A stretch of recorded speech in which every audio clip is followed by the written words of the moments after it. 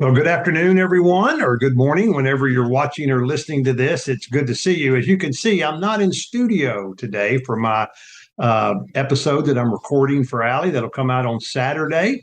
But I really appreciate y'all being here. My wife and I and son, we are out of town for a few days in beautiful Florida, another free state.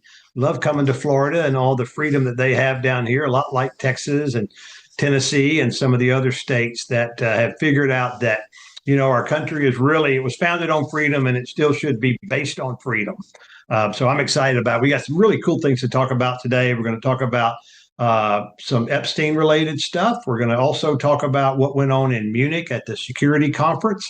And I'm going to have some financial information for you that I think you'll find hopefully helpful, enjoyable. And then also, as we always do, we're going to get to some really good listener questions that, man, I can never, ever cease to be impressed with the questions that you all are asking. They're just incredible questions. So, but first, before we get into anything, I want to remind you that Share the Arrows tickets are available. And if you go online and purchase those right now, you're not going to regret it. It's going to be a great time in October that Allie's putting together, and it is something that we have just received rave reviews from. Her speaker lineup, the music's going to be great. I'll be walking around, so I'd love to meet as many of you as I can. I really enjoyed meeting a lot of you last year. But make sure you're going to get your tickets. And hey, you guys that are listening to this, which I hope a lot of you are listening to my episodes and Allie's as well, this would be a great Mother's Day gift. I mean, a fantastic Mother's Day gift. And it'll just be around the corner. But you don't have to wait till Mother's Day. You could get it for now, right? Maybe that's one of the things that those of you that are follow the Catholic faith, that's one of the things that maybe you could even do during Lent. Even though you're supposed to give something up, what you're giving up is you're giving up some of your free time so that your wife can go to this conference. Maybe that's an idea to think about. Also, I hope that a lot of you were able to watch the Republican Attorneys General Association debate for the Texas Republican primary that Allie moderated earlier this week. And if you haven't, I'm sure you can still go online, look for it under Blaze TV. It was very well done, 90 minutes for pretty equal contestants. I mean, I've got one that I'm supporting more than the others, but I'm not going to reveal that at this time. Allie played it right down the middle, as she always does. And I thought there was some good information, great questions that were asked by not only Allie, but also they have some other attorneys general from other states that ask questions as well. So if you haven't watched that, I think you'll enjoy that. It's very, very well done. And Allie's team did a great job of helping put that on, and we appreciate them being a part of that. Now, the first thing we want to get into is related to the Epstein Files. I know that Allie's talked a lot about this already, and I'm not going to get into as much detail as she's done. But what I wanted to talk about is, first of all, going to go through a list of the people that have been forced to resign their positions, or either they've actually been kicked out of their positions. And it's a pretty interesting list. And there's probably a lot more people that are less prominent than this that have also had to do the same thing, or were forced to do the same thing. First of all, Tom Pritzker. Now, you might be familiar with the last name Pritzker. It's a billionaire family, one of which is the governor of Illinois. His cousin, Tom, who is the executive chairman of Hyatt Hotels, he had to retire on February the 16th, and he didn't ask to be even reelected to the board following a scrutiny tied to a document disclosures about his communications with Epstein. Tom Pritzker, good old JB's cousin, right? So pretty close to home there, JB. I hope there's not any dirty laundry. I don't know that there is. I'm not saying there is, but JB, I hope you and Tom didn't talk about Tom's excursions, right? That could come up. Larry Summers, who a lot of you may have heard the name before. He was very big in the Obama administration. He was former U.S. Secretary, Treasury Secretary, and the president of Harvard at one time. He resigned the board of OpenAI and several other public roles in November 25, and he went on to leave from teaching duties at Harvard after emails revealed him seeking romantic advice from Epstein. I mean, how gross could you get? I mean, that's just pathetic. Kathy Rumier, Chief Legal Officer of Goldman Sachs and former White House counsel to Barack Obama, submitted the resignation in February 26, effective 4 months later, after scrutiny from her interaction with Epstein. David Gelliner, Yale University computer science professor and conservative commentator, relieved of teaching duties at Yale in February 26 after emails showed post-conviction contact with Epstein. Not enough to be pre-conviction, but post-conviction. And again, it's conservatives and liberals, so it's not all just one, right? Morgan McSweeney, Chief of Staff to British Prime Minister Keir Starmer, resigned on February 8th of 2026 after taking responsibility for flawed vetting and advising the appointment of Peter Mandelson as UK ambassador to the US, despite Mandelson's Epstein ties. Man, this thing is really broad. Brad Karp, chair of the law firm Paul Weiss, Rifkin, Wharton, and Garrison, stepped down in early 26 after emails showed him praising Epstein and corresponding about various matters. He resigned from the board of trustees from Union College as well. Kimball Musk, Elon Musk's younger brother, board member of Burning Man Project, resigned in February of 26 following emails showing Epstein helped him arrange a personal relationship for him in 2012 and 2013. Do not want to know the details. Thorborn, some of these names I'm probably mispronouncing. I apologize in advance. Jagland, former Prime Minister of Norway and former Secretary General of the Council of Europe, charged in February 26 with gross corruption in connection with matters tied to disclosures after previously stepping away from leadership roles. Yes, Stuckey, Chief Executive of Barclays, stepped down in 2021 following regulatory scrutiny over his relationship with Epstein. Yoi Ito, Director of MIT Media Lab, resigned in September of 2019 after accepting funding from Epstein and working to conceal the donations. Unbelievable. So those are ones kind of key people, kind of, I guess, high-level people or people that are in the public life that have been forced to resign or just said, hey, I'm out. They did it on their own because of their affiliation with the monster Epstein. Now, there's a few more that are under pressure that have not yet resigned, as far as we know. And this is actually Peter Mandelson has not yet resigned. Okay, but he was dismissed. I'm sorry, he was dismissed in September 25.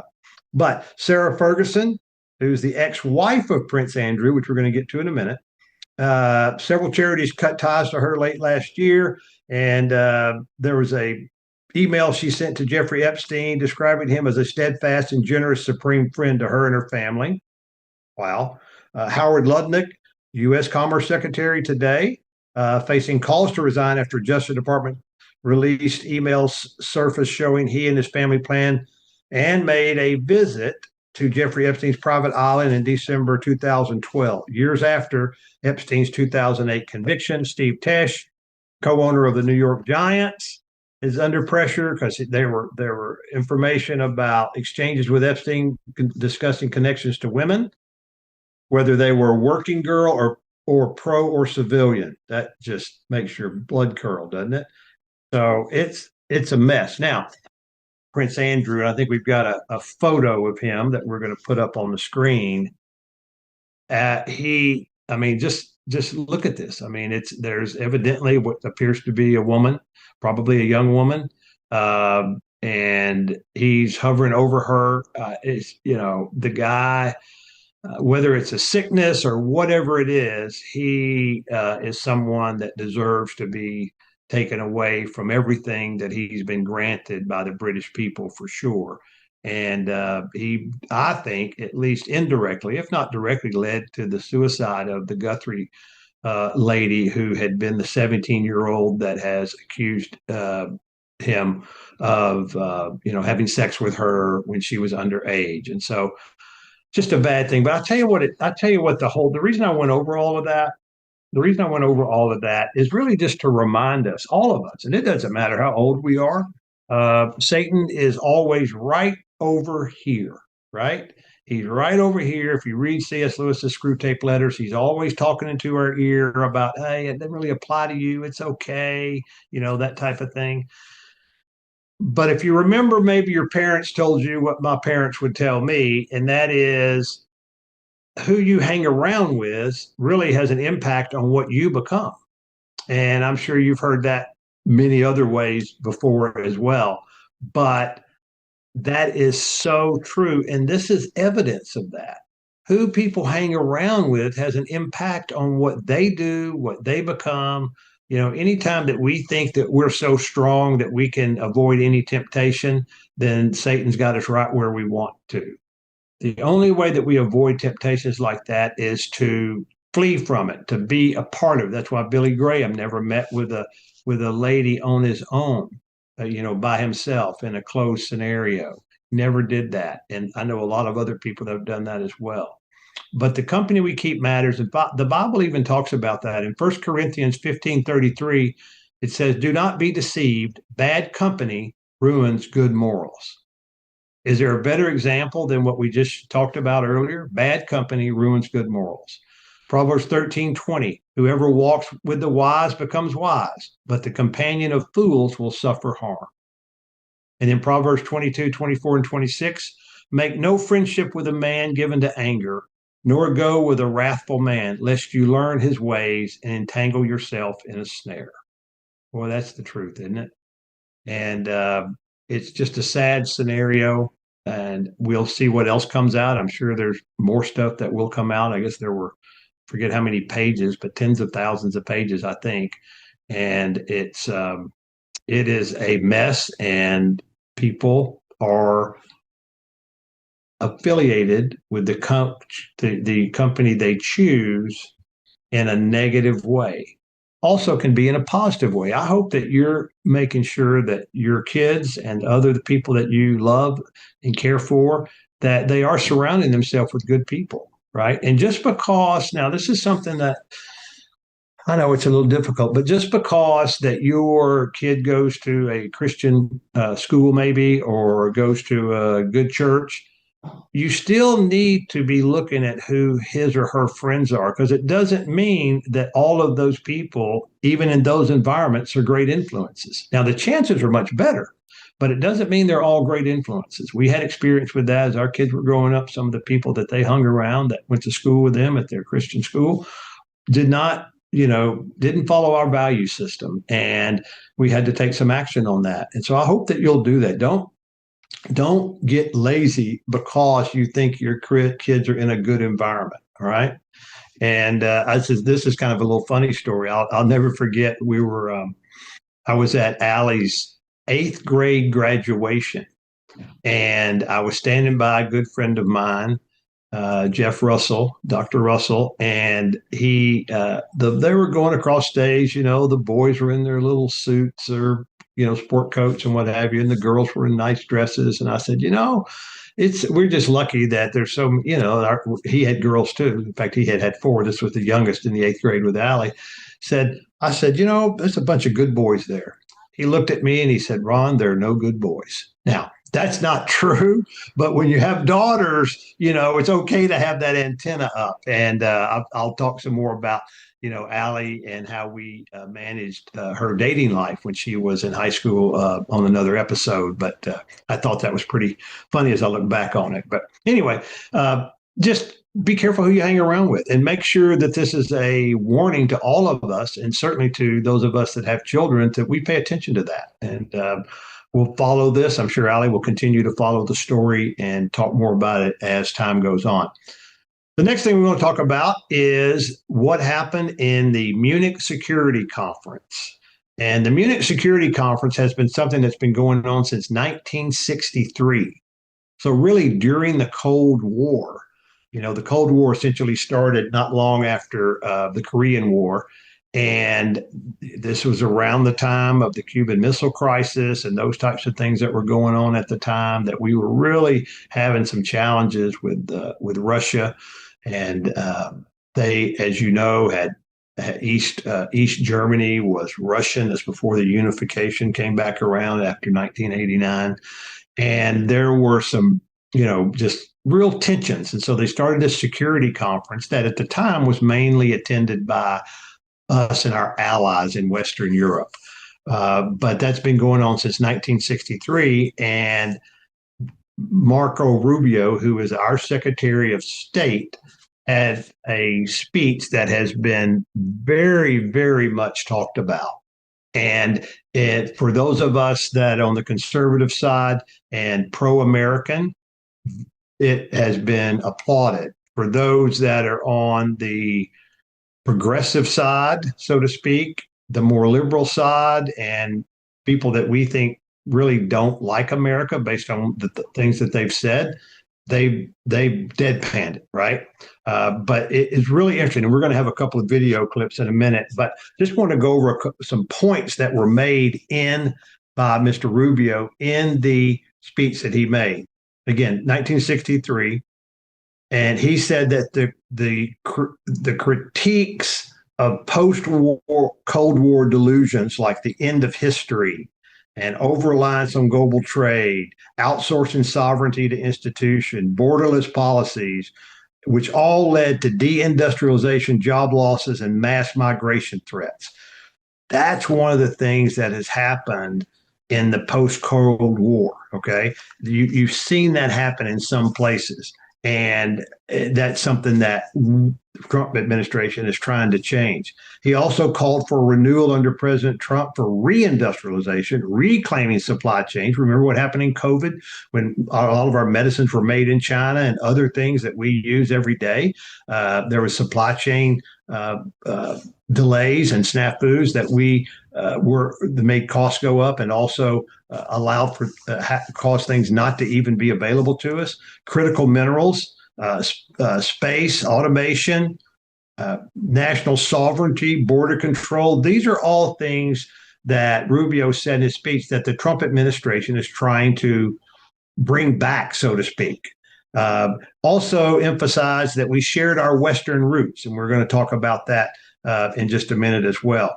Christian faith, culture, heritage, pride in achievements, rule of law, and an unapologetic defense of it. That's kind of more the Trump doctrine right there. We're not going to back up from defending about what we think is the greatness of the American system. And it also addresses the issues in what's happened with Gaza, where the U.S. led the leadership in that truce. Maybe not exactly like we want it. Ukraine talks, at least they're still talking. Iran strikes if you remember, we bombed their nuclear facilities. And now it looks like that we are trying to work out a solution to help the people overcome their dictatorial government that they have that's really more of a theocracy than it is a democracy.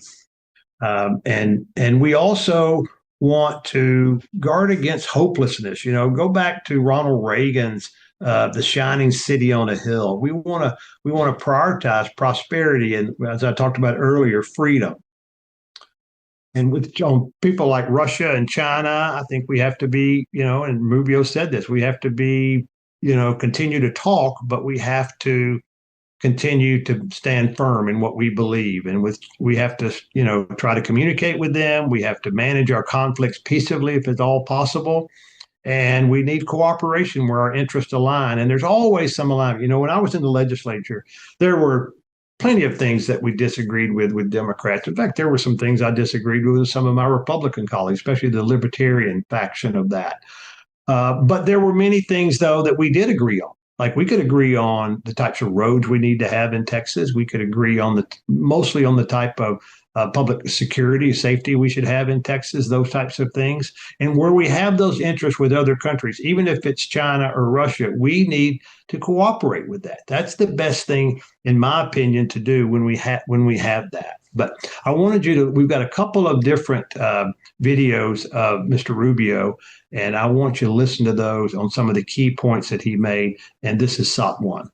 For the United States and Europe, we belong together. America was founded 250 years ago, but the roots began here on this continent long before. The men who settled and built the nation of my birth arrived on our shores carrying the memories and the traditions and the Christian faith of their ancestors as a sacred inheritance, an unbreakable link between the old world and the new. We are part of one civilization, Western civilization. We are bound to one another by the deepest bonds that nations could share, forged by centuries of shared history, Christian faith, culture, heritage, language, ancestry, and the sacrifices our forefathers made together for the common civilization to which we have fallen heir. Wow. I mean, that's, I don't, and we're going to talk a little bit more in the question and answer session about the writers of that speech. I had a question on that, but that's pretty powerful. And then he also goes on to talk about that we want allies, as I said, that are proud of what they're doing. We don't want allies that back up from who they are and what they stand for. And that has happened so much in the last 50 years or so, where we've just tried to, please everybody. And, kind of like when Obama went on his apology tour. And yes, America's made mistakes, right? Anytime any organization, whether that be a country or a family or a company, is made up of human beings, there are going to be mistakes made. Every one of us, we've all made mistakes today. Whatever day you're listening to this, you've made mistakes today. I've made mistakes today. But that doesn't mean that we should not be proud of the values that we try to have and what we stand for. And that's what we want out of our allies as well. And Mr. Rubio talks about this in SOP 2. We want allies who can defend themselves so that no adversary will ever be tempted to test our collective strength. This is why we do not want our allies to be shackled by guilt and shame. We want allies who are proud of their culture and of their heritage, who understand that we are heirs to the same great and noble civilization, and who together with us are willing and able to defend it. And this is why we do not want allies to rationalize the broken status quo rather than reckon with what is necessary to fix it. Well, that's the truth. I hope our friends were listening to that. And the speech has gotten a lot of positive response around the world, and of course negative as well.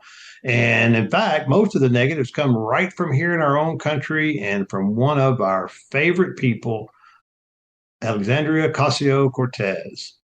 And AOC did a speech of her own, actually, in a kind of a panel type of thing. And she said some pretty outlandish things. And we're going to go over that video of that in just a minute. That's pretty funny. One of the things that she said is that she agrees that the U.S. is weaker globally than 5 years ago. Now, that is an interesting comment, because 5 years ago, the president was Joe Biden. So if we were strong, 5 years ago, the president was President Trump. Okay. So if we were stronger 5 years ago than we are today, that means we got weaker during the last 4 or 5 years. And who was the president during that time? Joe Biden. I don't know what the woman's saying. I wonder if Joe called her and said, hey, I think you messed that up a little bit. She also uses some very colloquial language, which just is not very professional. She said the U.S. policy is doing hokey pokey with agreements like the Paris Accords. Well, I don't, however you want to do it, you put your left foot in, you put your right foot. I don't think we did that at all. In fact, I think we took all of our entire body out of the Paris Accords because they were ridiculous. All the Paris Accords did was going to raise costs for the average consumer over something that is a phenomena that is not greatly affected by humans, right? Climate change happens throughout history. Yes, we should do our best not to aggressively or intentionally pollute the land that the Lord has given us. But I will tell you that what we're doing with the industry and the oil and gas industry and in all the other industries, we are making great efforts to reduce our so-called carbon footprint. And here's what we know. They used to call that global warming. Well, then when they figured out we weren't getting warmer every year, they need to change it. And so they changed it to climate change. Nobody really pushed back on them because the media is all in the tank for them. But it's just kind of weird. But we didn't do hokey pokey with the Paris Accords, Miss Cortez. We actually jumped all the way out. He doesn't, then she talks about more about worker force trade. Now, what that is, a socialist statement and a Marxist statement, if you ever have heard one. When you see wording, worker focused trade. Now, you and I we need to take care of the workers, and absolutely people need to be treated fairly, and we have laws that require that. But when you say worker focused trade, all that means is the government controls everything. In order for there to be what she would think is worker focused trade, the government would have to own all the different industries like they do in a lot of these in all the communist countries, as a matter of fact. And so that is a red flag when you see that, and make sure you understand what they're talking about. She wants to emphasize humanitarian aid. Well, we saw what happened with the U.S. aid organization that was sending money out for things that really didn't support America and what we believe in. And when we focus on, yes, we should take care of the people that can't take care of themselves through no fault of their own, we should help with that. And we have a system set up for that. But actually, most of that should come back to you and me, not the government. It should come back to the communities, the churches, the individuals, and not the government. But again, Ms. Cortez wants AOC wants everything done by the government, and she wants to be in the government. See, she doesn't want it done by the government if she's not in the government. She only wants it done when she's in the government, because then she controls it. And then, of course, her unbelievable knowledge about foreign affairs. Listen to what she says about foreign affairs. I mean, she should be Secretary of State herself. Would and should the U.S. actually commit U.S. troops to defend Taiwan if China were to move? I think that this is such a, I think that this is of course a very longstanding policy of the United States. And I think what we are hoping for is that we want to make sure that we never get to that point, and we want to make sure that we are moving in all of our economic research and our global positions to avoid any such confrontation and for that question to even arise. Can you tell me what she said? I mean, that was hard to listen to. That was like watching Joe Biden in a debate or Kamala Harris trying to answer a question with her word salad. Goodness gracious. And of course, she's been panned by even many liberal commentators as well. Now, there are people that are trying to take up for her, of course, but she's been panned for what she obviously is way out of her league on this. Of course, she still calls what happened in Israel their genocide. That she forgets that it was Israel that was attacked and 1,200 were killed and many more captured and probably many more injured.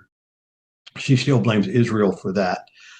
So her knowledge on foreign affairs is pretty weak. And I think she showed that, and that will be hard for her to overcome. But I do think that if you haven't listened to the Rubio speech, please go back and listen to that. That's a really good civics lesson, too, for those of us that have children. If you've got, I wouldn't say young children, but if you've got kids that are, 10 and above, I think that would be fun to listen to, and maybe do it in such that you can pause it and ask questions and answer questions and have a family discussion about it. I think that would be a good thing to do. It's a very, very good speech, very easy to understand, not, doesn't overuse large, complicated words or sentences. It's pretty straightforward, and I appreciate him doing that.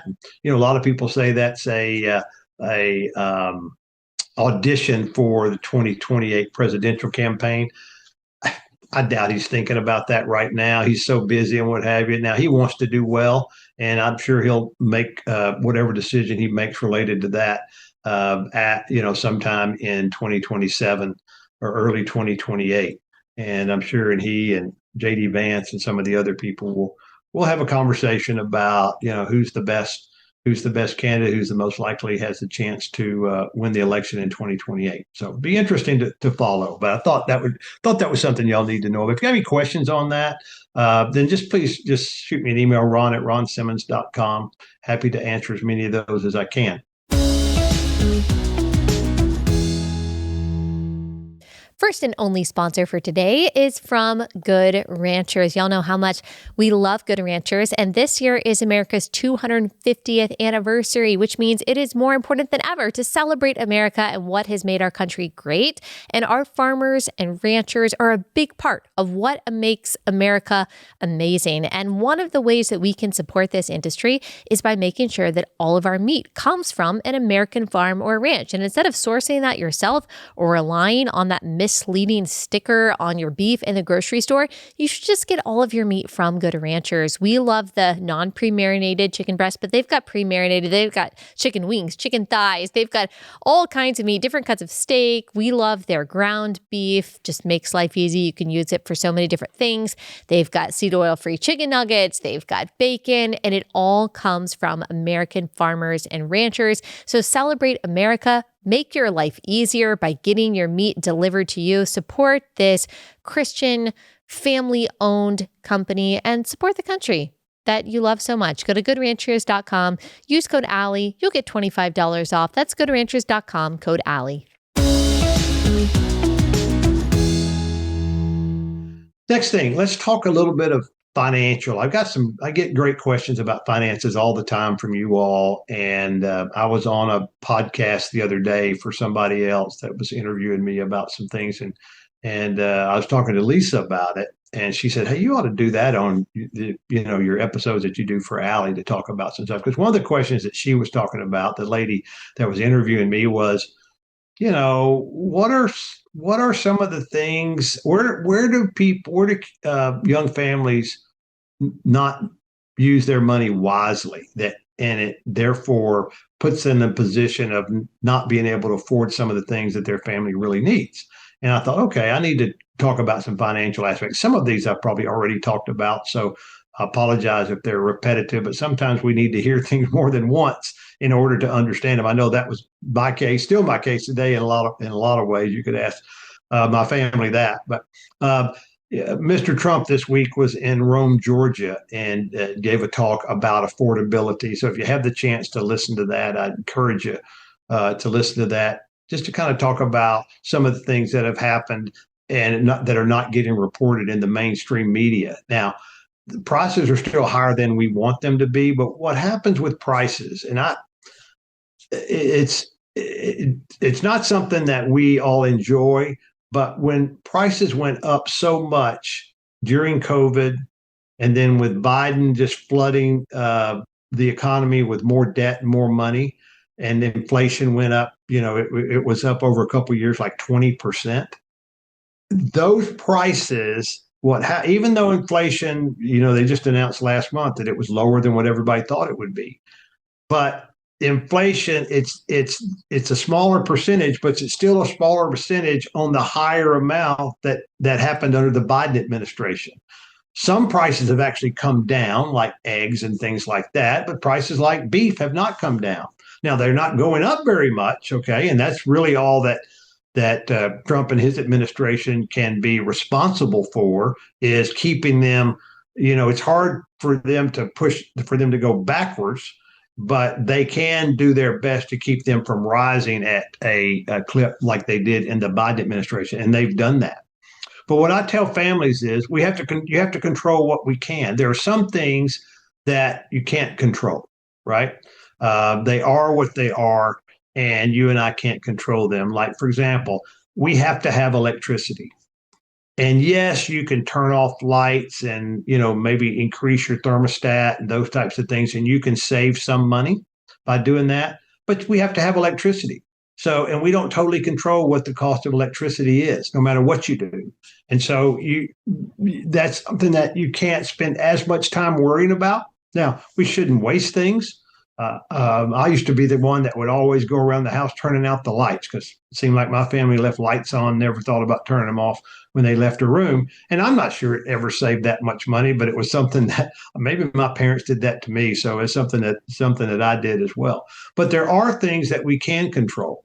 For example, name brand versus generic. If you're buying a product and it's a product that has the same type of processing, whatever that processing is, buying the name brand versus the generic, that is really just a waste of money because, the ibuprofen that's under the name of Walgreens or CVS or Walmart is probably just the same quality than it is if it's under the actual brand name, that the brand names that are out there. And it's not that they're bad or either one of them bad or what have you, but branding costs money because they have to advertise to get their brands moved. And these generic ones really don't hardly ever advertise. So think about that. When that's something that you can control, and you can save a lot of money, in my opinion, every month just by doing that. I remember a story that Lisa tells sometimes about when, and again, this is typical. A lot of teenagers are like this, is that when Allie was a young teenager, she wanted to have, and all our kids did, they wanted to have the name brand clothes, whatever that name brand was. And I think it may still be this way today. I think the big thing back then was certain types of jeans. Allie went to private Christian school, so most of the time she was wearing a uniform, but outside of school, church, things like that, she was wearing other clothes. And I think Lisa did it one time and she just swore she's not doing it again. Lisa was never driven by that. And I appreciate that about her. She wanted to buy quality, but she wasn't going to pay just to have a particular logo on the shirt or something like that. And so I think you have to look for quality. Now, some things you need to buy a better quality because if you're going to keep them a long, long time, they'll last a long time. I was talking to when we were on this trip, I was talking to Lisa and Daniel, and I've got a Toomey backpack that I think I've probably had I bet I've had it 20 years. And so that cost more money, but it was worth it, right? Because I've had it for 20 years. So when I amortize that cost, it's probably less than any backpack that I could have owned. But make sure that you're controlling what you can control. And another thing is eating out. When I drive by restaurants today and just kind of casually looking, people complain about affordability. I'm thinking, well, how are these restaurants so full all the time, even during the middle of the week, if people can't afford things? Well, I think it's priorities. People like to eat out, and so that's what they prioritize. But if you want to build a better future for your family, have a better home, or be able to send them to a better school, or whatever that is, or you want to be a stay-at-home parent, and one of you, and you can't because you can't afford it, think about the things you can control. Eating out's one of them, and that's including ordering food to be, sent to your home, which a lot of people are doing now. We do that occasionally. All right. Expensive coffees, that's another type of thing that people spend a lot of money on. And, everybody seems to love a really good, cup of coffee that they buy from Starbucks or wherever they buy it from. But those are expensive. And there's nothing wrong with having them unless it's taken away from what we should be doing for our families, right? That's the kind of the thing you have to guard against. Now, the other couple of other things is new cars. If you can afford and you want to buy a new car and that doesn't have any negative effect on your finances, then okay, that's fine, whatever. But if you are wanting to build your assets, okay, and you're wanting to keep as much money as you can of what you earn, then buying a new car doesn't make any sense. Buy a quality used car. And I would even prefer if you did it without taking on debt to do that. But if you have to take on short-term debt, okay, that happens sometimes. You have to do that. But you can save 20% just right off the top. I just bought a new truck that had 13,000 miles on it. And I know I saved, I know I did because I looked at it. I saved 20% off of what I could have bought what I would have bought if I'd have bought a brand new one. And this was less than a year old. And, it took me a while to find it. It did. And, if you're one that has to go out and do it tomorrow, then that doesn't work very well. But those decisions aren't usually good decisions either. And then if you work for a company that has a 401k plan or any type of retirement plan where you put money in and they match it, you always want to maximize the amount you're contributing to get 100% of what they're matching. That means you've got 100% return on that particular investment. You can't find that anywhere else. I don't care what type of stock guru or Bitcoin guru or real estate guru you think you are. If your company will put in $1 for every dollar you put in, you need to take advantage of that. That needs to be a priority for sure. All right. Not over tithing and what have you, but that needs to be a priority. It certainly is a priority over lattes, expensive ones anyway. And then the final thing that I got that we talked about on this other podcast I was on was, if I have extra money, should I pay down my mortgage or not? And my answer was, like a lot of things, it depends. If you have a 2 to 3% interest rate, then in my opinion, and again, not everybody agrees with this, in my opinion, and you haven't saved enough for retirement yet, then you should be putting that into a retirement fund. And if you're at least 10 years away from retirement, that should be in a long-term, in my opinion, domestic diversified stock fund, equity fund, that will earn you over the long term more than what you're paying in the interest on that. Plus, remember, when you're paying mortgage interest, that's also deductible. So if you're paying 3% mortgage interest and you're in a 20% tax bracket, it's really only costing you 2.4%, 80% of 3%. So if you have a 6.5, 6.7% mortgage, then you probably want to use any extra money you have to begin paying that down faster, because making that much outside of that, yes, you can do it, but it's not as a sure thing as it is if your mortgage is, say, 2 or 3%. So hope those things help you.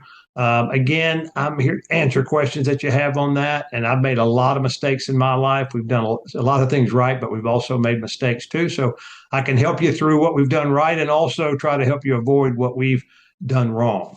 And I appreciate the questions that come in on that. And we want to help young families. It's not easy out there. I do get that. It's not easy. And maybe you have to rent for a little bit longer than you want to. That's okay. Remember, if you're renting, then the ownership is already paying the taxes and what have you on that. You're not having to pay those real estate taxes, because when you own a home, it's not just your mortgage, it's your insurance, your real estate taxes, all the upkeep, all those types of things. You have to be ready to be able to make that happen. So now, let's get into some viewer questions, and we get a lot of them. I've got them on my little app machine that I can write on. I don't know if any of you ever have this called Remarkable, but it's a pretty cool little machine, although I'm not advertising for it. Okay. If you want to be an advertiser Remarkable for Allie, just give us a call. We'll be happy to talk to you. Okay. First question. I'll go through these as quick as I can. One, what does the SAVE Act really mean? And the SAVE Act, if you remember, we talked about it a little bit a couple of weeks ago. That is a law that is now passed the House of Representatives that will require someone to prove their citizenship before registering to vote, or when they register to vote. And therefore, we know that they are citizens when they come to vote. And that is, it's an 85 to 90% approval rate by people throughout the country, whether they be Democrats or Republicans. The Democrat Senate is trying to stop that from happening. If you live in a blue state, you should be contacting your senator's office every day about supporting the SAVE Act. Not having verification of citizenship is a disenfranchisement to every one of us who are registered voters that are U.S. citizens. And you have to ask your senators, why would they not support that? It doesn't disenfranchise. Believe me, states, Texas went through this for their elections, that you had to have a voter ID in order to vote when you went to the polls. But this is even before that, at the registration level.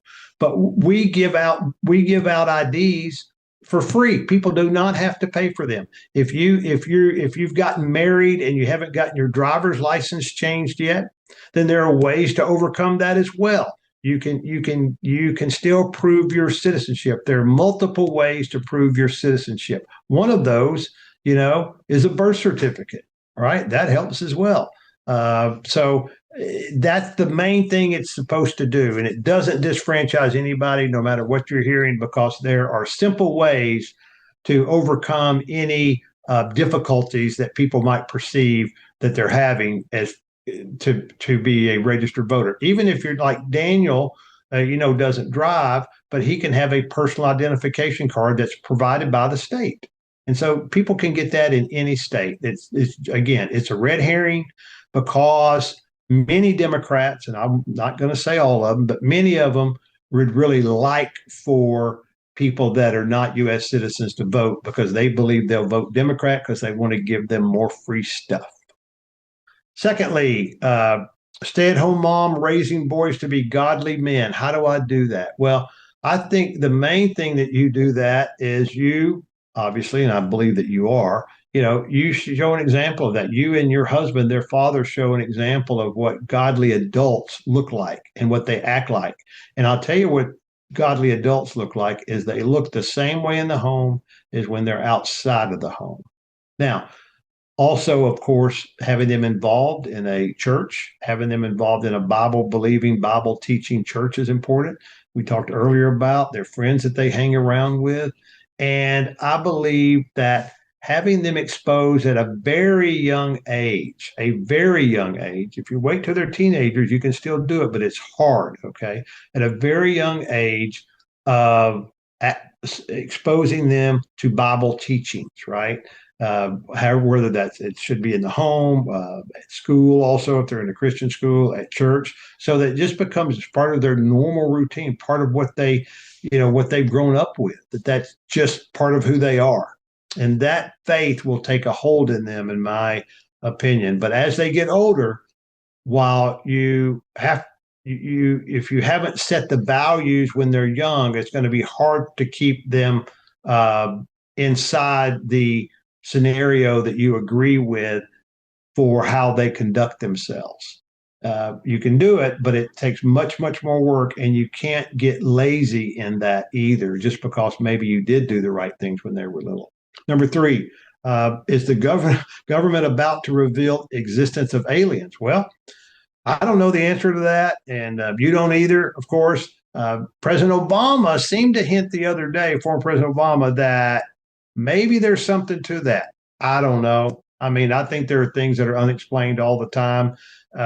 And, maybe that's one of them. Who knows? I can't find any real biblical reference that there are other places like Earth out there. It doesn't mean they are not, that they're not there, but I don't find any biblical reference to that I believe specifically says that. So who knows? Maybe it's the case, maybe it's not. I don't know that the government's getting ready to say that. They'll probably always hedge their bet. Well, what are my thoughts on the Maduro capture? Well, I think it was the right thing to do.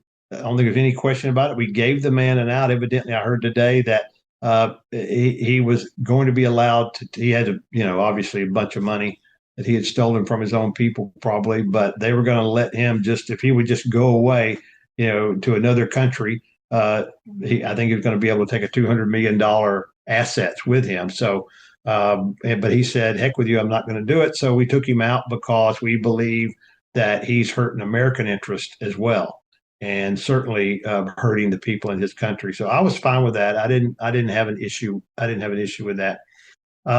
There were some questions about who wrote the Rubio speech, and there's no specific person that it lists as who wrote the Rubio speech, but here are 3 people that were likely involved in it. Now, Mr. Rubio does a lot of his own editing based on the research that I did, but Salman Ahmed is the director of policy planning at the Department of the Secretary of State's Department of State.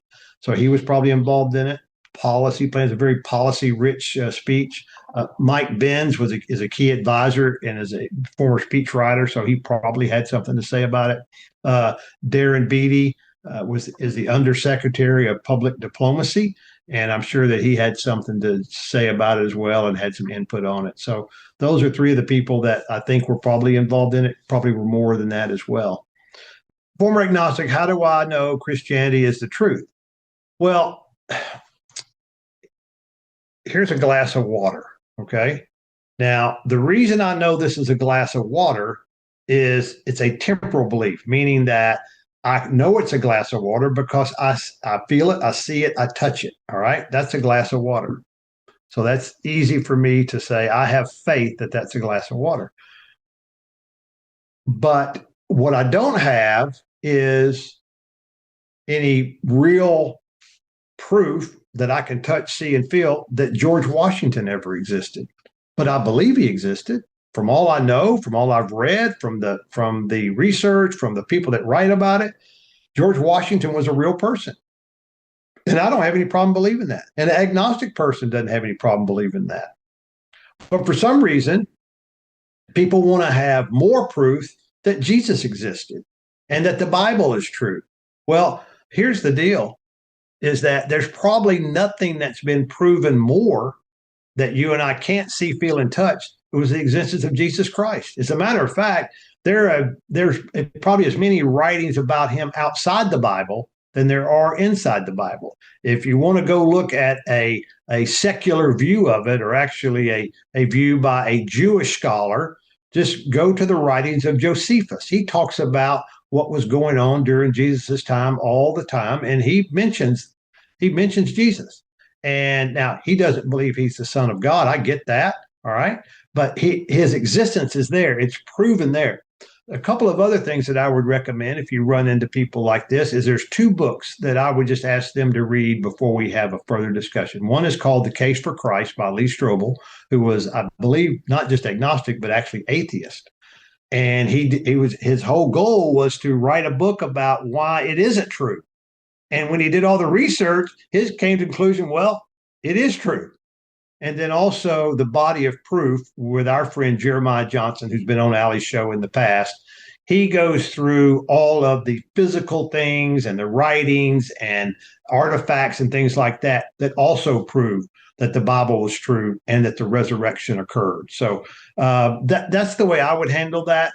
It does take some faith, and God does have to work on their heart. But it's our job to present the information, and God does the inside. We're the outside, he's the inside. 10 things to recommend to every parent.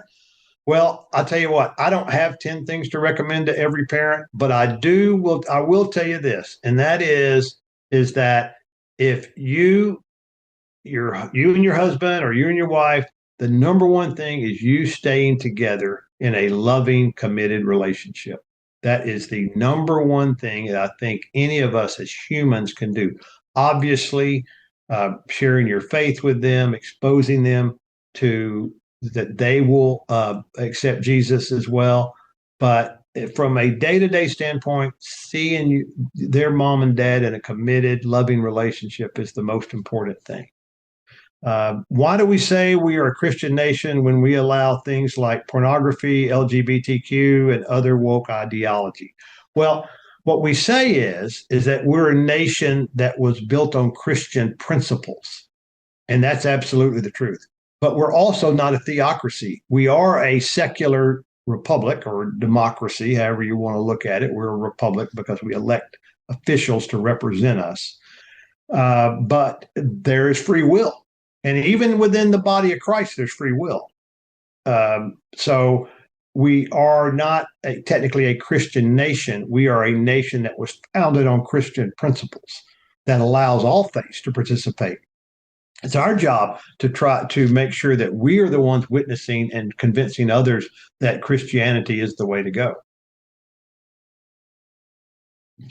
All right. Advice parents of daughter about to be engaged. Well, just be thankful that I think these people told me they had 4 daughters. Well, you got to allocate your funds over 4 daughters' marriages. So be careful with that one.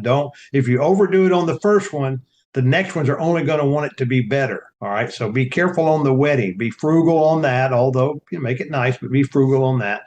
But what I would say, especially to the husband to the father, and talking to what will be the new husband, is that you have a conversation with that young man to make sure he knows what he's getting into. I remember talking to Allie's future husband, Timothy. And we sat down in my home office before, probably at the time he asked me, for her hand in marriage. And I wanted to make sure that he knew what he was getting into. Allie, as you all know, she's a sweet girl, but she has strong opinions. She has strong personality, and he needed to know. I wanted to make sure he understood what he was getting into, and to the best of his knowledge at the time, he did. There's, like for all of us, there's probably always things that maybe we don't totally grasp or understand. But I think it's our job as the parents to make sure that you're comfortable with the person that's going to take and now be the shepherd for your daughter. I think it's very important. And that you can't overemphasize getting and needing to know that person. Then I think for moms, and again, I'm not the greatest person to give advice to moms, but just in watching what Lisa did and everything, is that the number one thing that you continue to need to do with her, especially during this time, that she's going to have some fears and all that, is make sure you have an open line of communication and focus on the things that matters. If you and her can't agree on something related to the wedding, all right, unless it's something that's going to blow the budget, then just don't worry about it. Okay. It's not your wedding. And it's not your idea of a wedding for her. It's her wedding. And we have to remember that. Sometimes that's hard to remember. Let's see here. What about a retirement fund for self-employed? I've talked about this before. You can do a single person 401k plan, which allows you to contribute money on a pre-tax basis. You can also do what they call a self-employment plan. And those allow you to put money in. The money you put in, you don't pay tax on that money initially. You do down the road. You can also do a Roth IRA where you actually do pay the tax on the money you're putting in, but then the earnings aren't taxed down the road. So that's what I would do with that. Tarrant County, Texas, voter guide, just email me on that. I'm not going to put that out here. You can email me. I'll give you my thoughts on that. Let's see. Is Texas in trouble politically? No, we're going to be okay, but we have to get our people out to vote. I mean, the Democrats every time are always, trying to get their people out to vote, and they've made some inroads, especially in our big cities. But overall, I think we're going to be in good shape if our people will get out to vote. With all the divide in the world, what's the one piece of advice I would give? I think the one piece of advice that I would give is what Allie says all the time, is that God's perfect plan is going off without a hitch. Now, we are participants in that plan, and he allows us to have free will to do the right thing or do the wrong thing. So we need to make sure that we're taking care of who we are and making the right day-to-day decisions. But outside of that, then we have to have the faith and the understanding and the peace that God's in control, right? And he's in control of even things we don't like. And that's hard for me to say sometimes, but it's true. Got a question about the James Tallarico interview on Stephen Colbert. Allie talked about that already. Again, it's a total sham. Wasn't anything that the FCC did. It was something that the CBS, his bosses said, hey, just know that if you put Tallarico on there, you probably need to put Jasmine Crockett on as well. He wasn't willing to do it. So they made a big deal out of it, like it was Trump keeping from it. And that had nothing to do with it whatsoever. Favorite novels. I've been talking to my son about this because I've got teenage grandsons now. There's a novelist out there by the name of Joel Rosenberg, and Christian novelist, and he has got a kind of a spy series, and the main character is a guy named Marcus Riker. I would definitely recommend those because in that, not only is it a great story, but he weaves in Marcus's and other people's Christian faith in how he makes his day-to-day decisions in his job and other places. And so it's very, very good. I would absolutely recommend that. How do you support a stressed out husband that may be stressed out over his job or something like that? You do that by just loving him. Don't add stress to him. It's already hard enough. Hopefully he'll want to sit down and talk to you about it. If he's not willing to talk to you about it, make sure that he's got other good Christian friends that he can talk about it, but just love on him. But you just have to understand that you're going to go through periods where you're more stressed over something, and he's going to go through periods where he's more stressed over things. And just make sure that during those times that he's like that you are not adding to that you are, encouraging him, you're believing in him, And to the extent that he wants to talk about it and ask your opinion on it, give it to him. If he doesn't ask your opinion on it, then he's not ready to talk about it yet. And so your job is just an encouragement. Let's see here. My thoughts on this will be the last one. My thoughts on government assistance. Well, there are people in this country who, through no fault of their own, just can't make it on where it is they're making. A lot of them are single moms, and maybe they did make some bad choices. I get that. Or they had the wrong guy or whatever it is. So they need to have safety net. Now, again, I wish it didn't have anything to do with the government. I wish our churches would all step up and do the right thing. And we as individual Christians would do the right thing to help out our fellow person. But our system, got basically taken away when they started the so-called war on poverty by LBJ in the 60s. And they took all of that off of the private citizen and the church community and what have you, and said, no, we're going to take care of it as a government. And we went along with it, by the way. We went along with it. So I don't totally blame the government, other than they lit the platform and then we ate it up.